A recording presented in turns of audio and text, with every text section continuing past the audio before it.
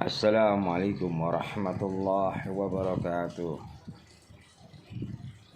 Semoga di hari Jumat Mubarak ini rahmat Allah, kasih sayang Allah, hidayah Allah senantiasa turun kepada kita.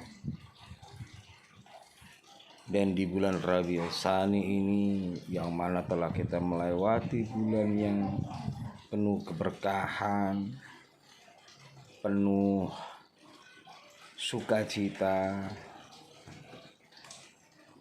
yang mana junjungan kita Al-Mustafa Sallallahu Alaihi Wasallam dilahirkan ke bumi ini dari Sayyidatina Aminah agar kita bisa jalan yang penuh dengan keberkahan ini.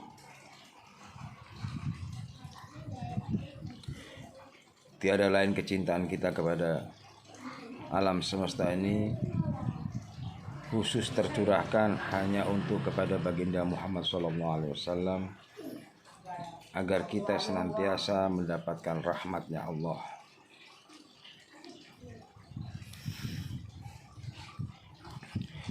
Menanggapi dari kitab yang diinginkan oleh siapa itu Jazuli, siapa Aziz Jazuli atau Imat CS lah gampangannya, mengenai kitab sejaman,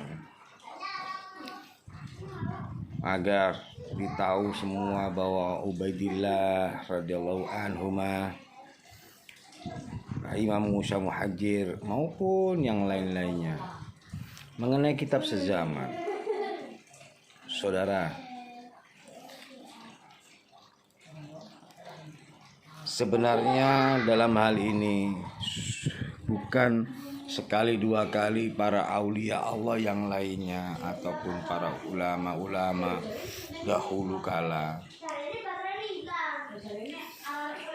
bukannya tidak mencatat, tetapi dahulu belum ada yang namanya dispenduk dan tidak ada yang namanya RT RW lurah. Jadi para aulia mencatat cukup di sini dan ditahqiqkan itu para ulama-ulama yang dulu benar-benar sangat warok. Artinya benar-benar beliau itu dengan kehati-hatian, karena silsilah Rasulullah ini benar-benar dijaga kemurniannya.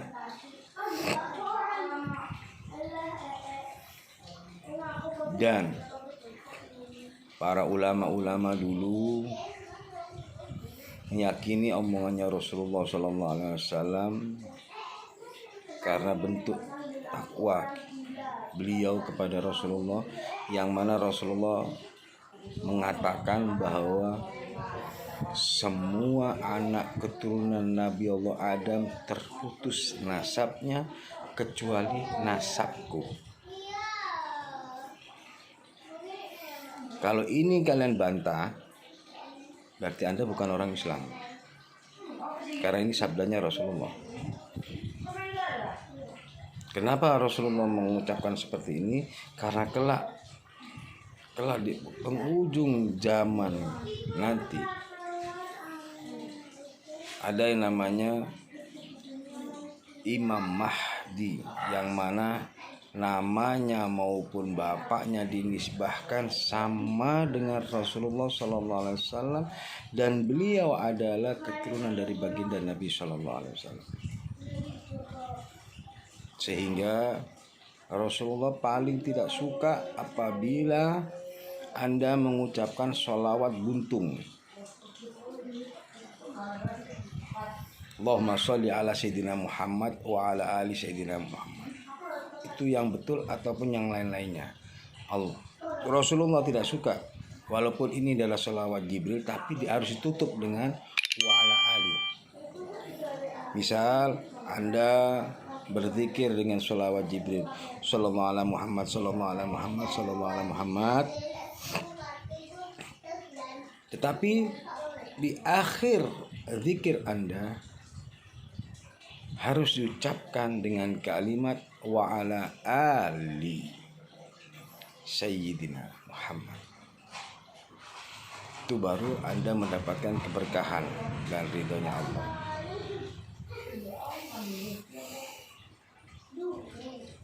Nah, ulama-ulama ini mencatat ini durianya Kanjeng Nabi. Betul apa tidak? Ini tidak semerta-merta asal mentunjuk, asal meyakini, asal mengiyakan, tidak. Tapi beliau benar-benar sangat waro sekali. Ya. Dan zaman dulu tidak ada lagi namanya dispenduk, saudara. Tidak ada dispenduk, tidak ada RT RW, tidak ada KTP dulu itu. Dan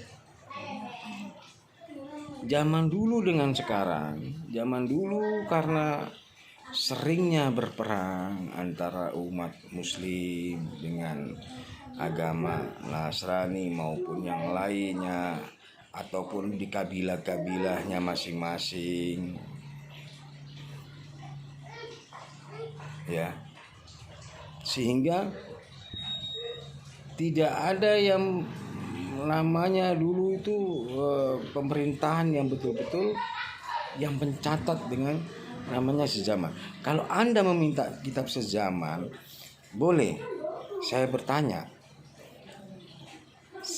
bertanya, tunjukkan kitab sezamannya Wali Songo yang Anda gembar-gemborkan.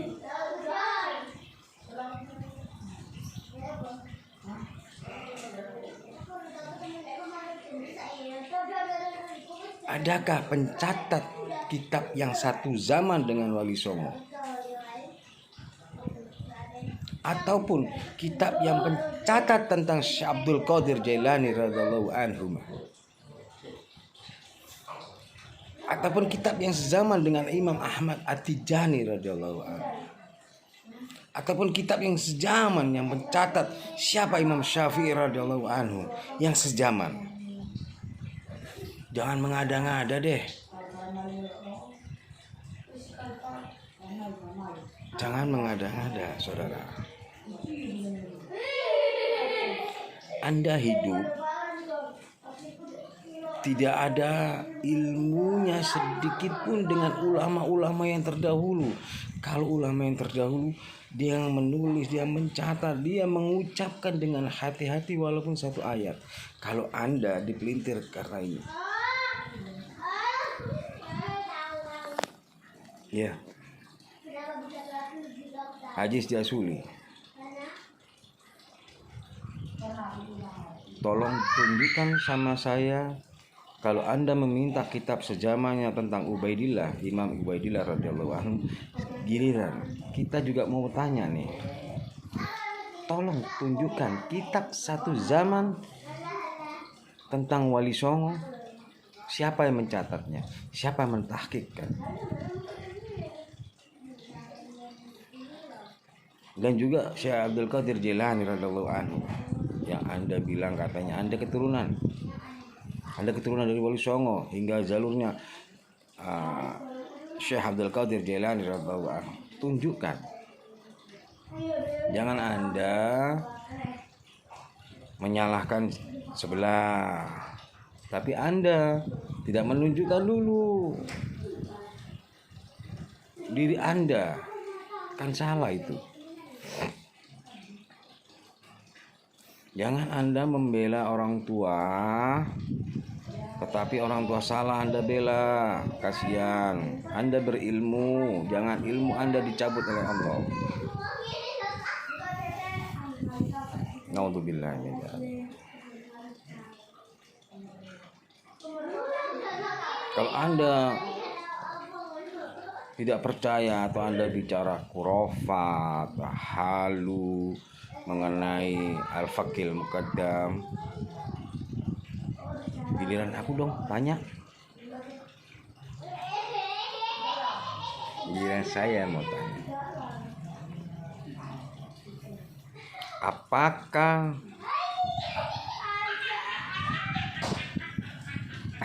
jangan deh, nanti keturunan yang betul-betul keturunannya Wali Songo yang betul-betul nanti akan marah. Saya tidak mau, ya, tidak mau menambah keributan.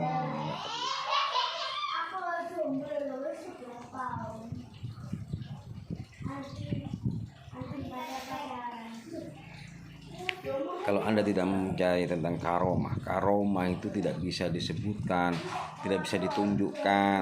Dia semerta-merta diijabah sama Allah.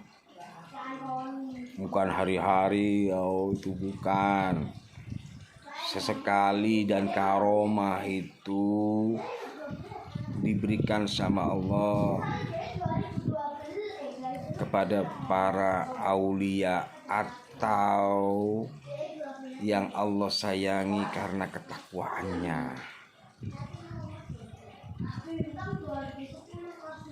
Ya, Anda tidak paham itu tentang karomah, tentang Allah, koar-koar aja Anda. Jangankan al-fakil muqaddam, semua para aulia Allah mempunyai karomah. Semua aulia Allah yang dekat, yang takwa, yang tidak hubbud dunia, semuanya memiliki karomah.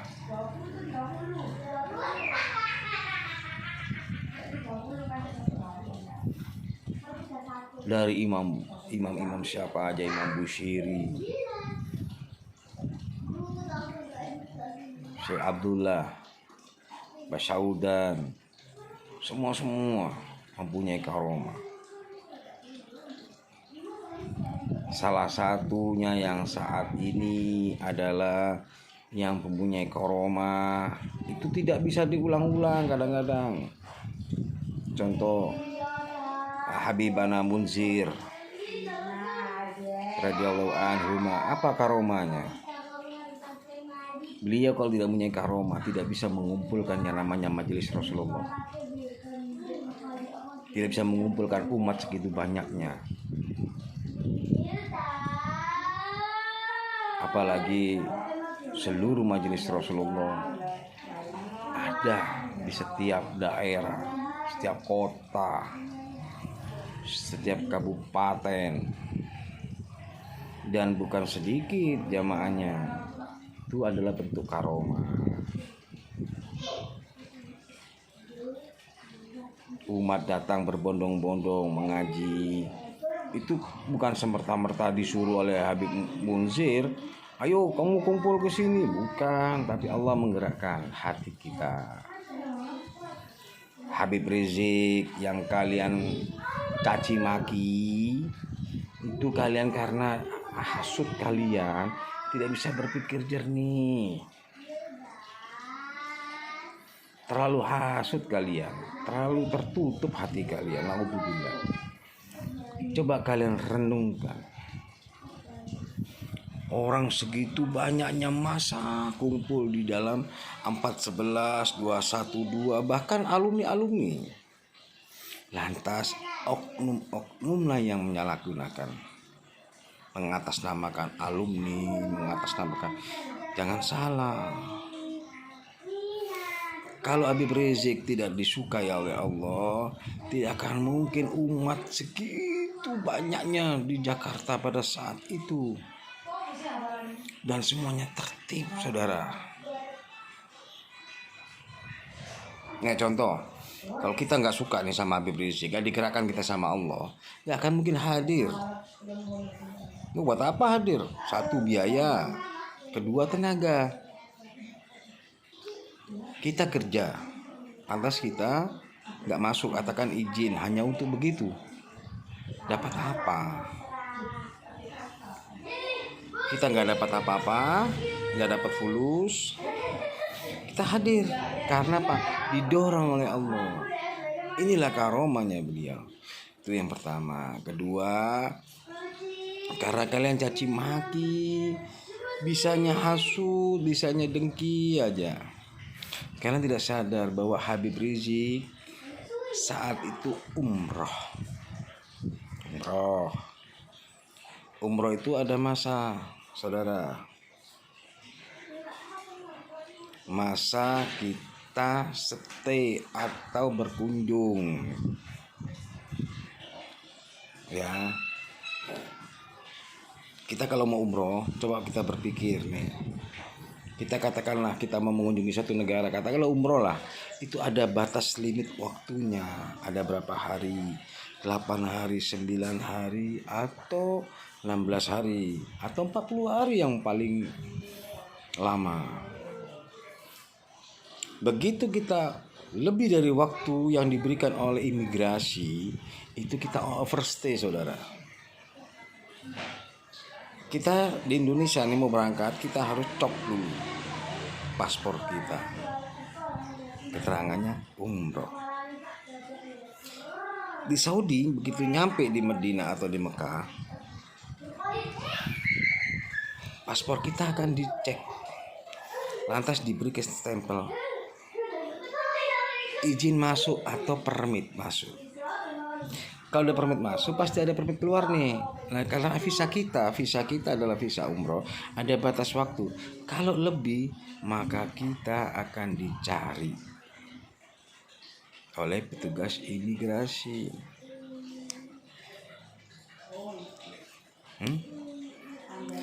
Terus kok bisa Habib Rizik selama bertahun-tahun di situ?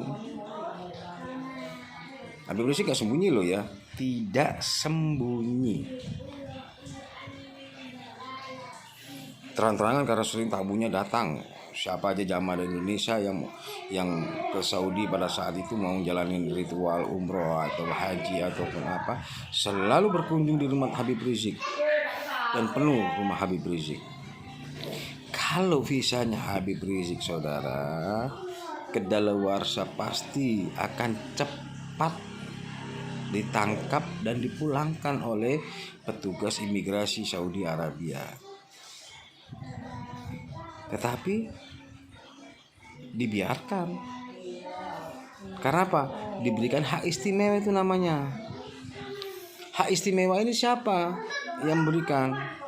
Tentu dari pihak kerajaan lah, bukan dari petugas ataupun kepala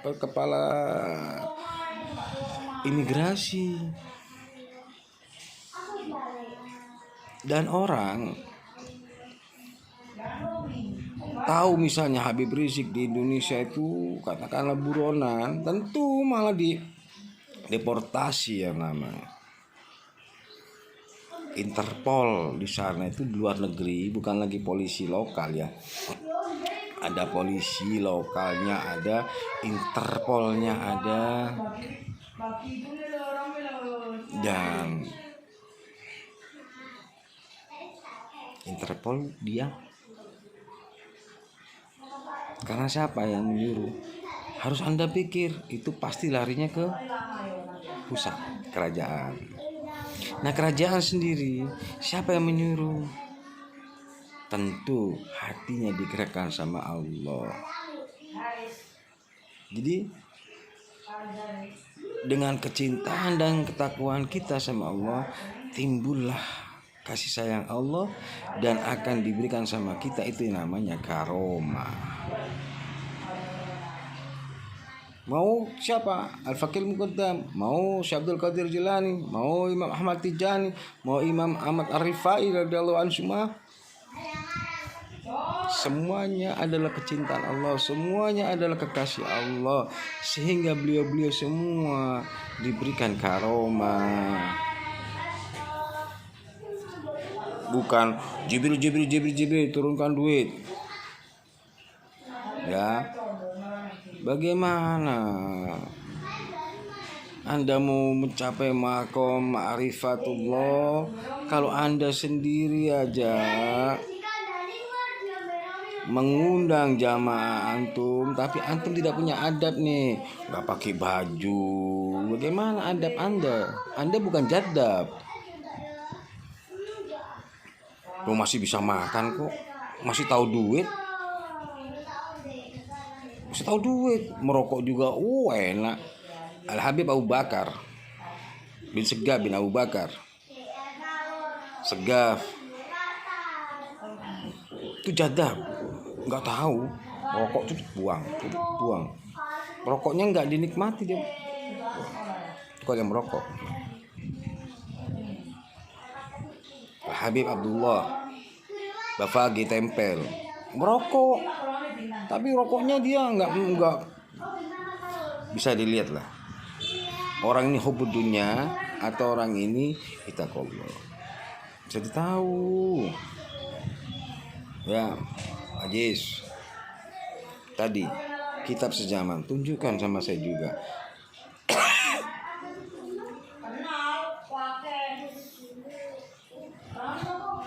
Yang digembar-gemborkan sama Imad CS dan sebagainya.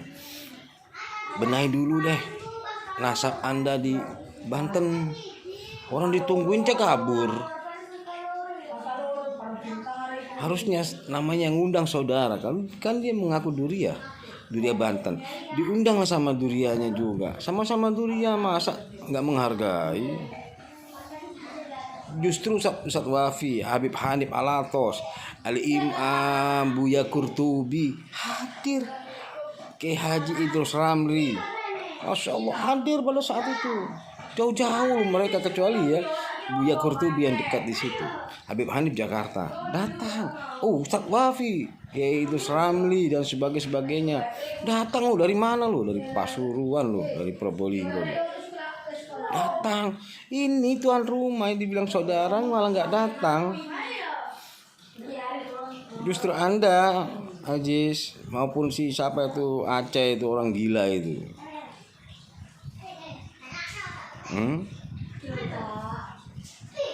Koar-koar aja di sosmed, ngomong ngalor ngidul yang nggak jelas. Hadis yang dibawakan hadis palsu juga. Aduh, netizen, ayolah yang cerdas di bulan Rabiul Tsani ini. Kita ini melewatkan keberkahan yang Allah berikan sama kita.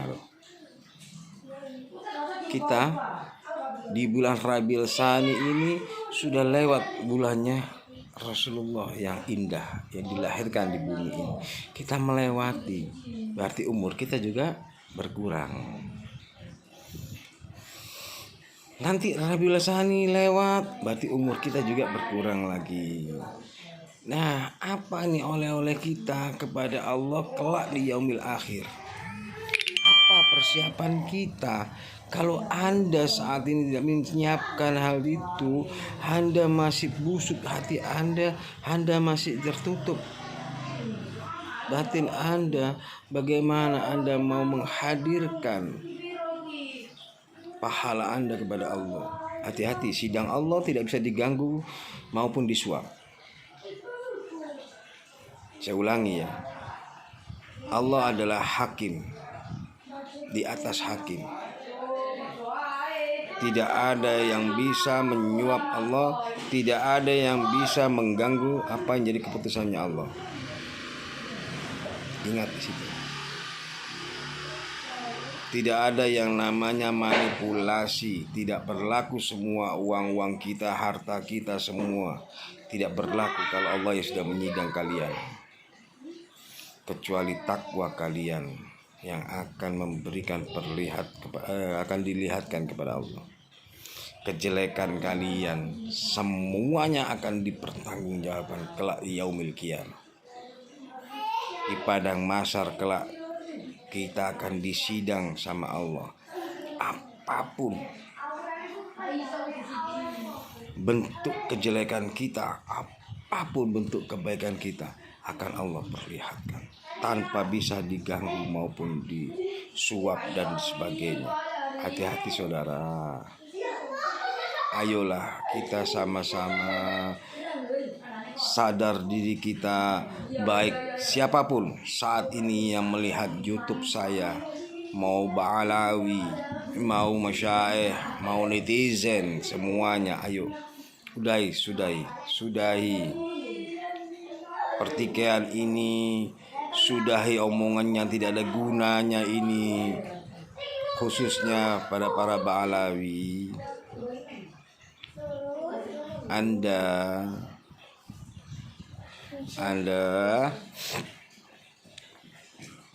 jangan bangga akan nasab-nasab, tidak boleh. Karena apapun nasab kita, toh kalau kita juga berbuat salah di mata Allah tetap salah.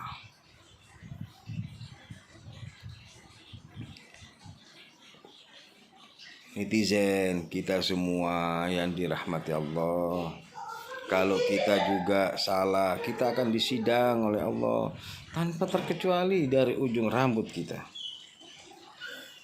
dari isi kepala kita, dari mata kita, dari telinga kita, dari hidung kita akan disidang, mulut, lisan, batin, tangan, kaki, seluruh anggota tubuh kita akan Allah pertanggungjawabkan. Hati-hati saudara, jangan sampai diri kita yang mengharapkan ridhonya Allah menjadi keburukan bagi kita kelak di yaumil qiyamah.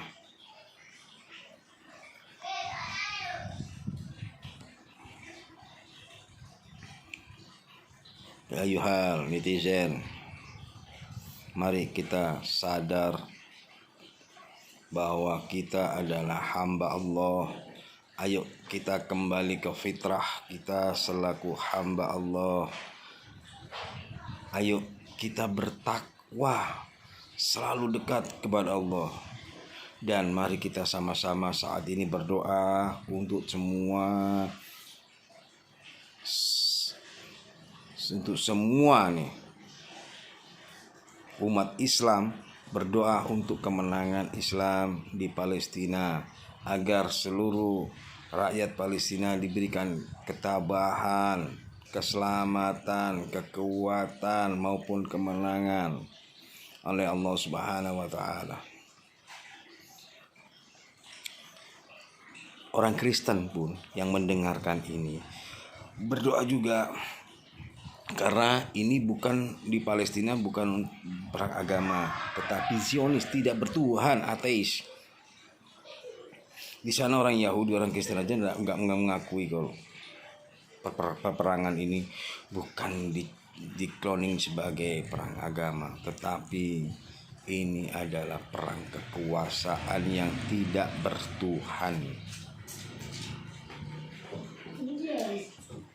Orang yang tidak percaya akan adanya Tuhan saat ini menginginkan perang akhir zaman.